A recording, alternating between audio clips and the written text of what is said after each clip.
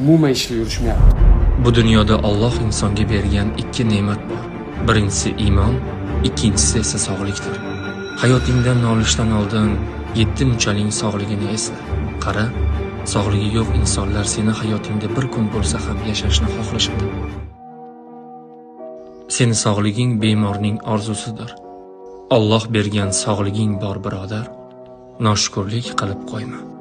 Qachon o'tiramanmi? Biz qo'limizdagi hamma harakat qildik. Bu yog'ini faqat Allohdan.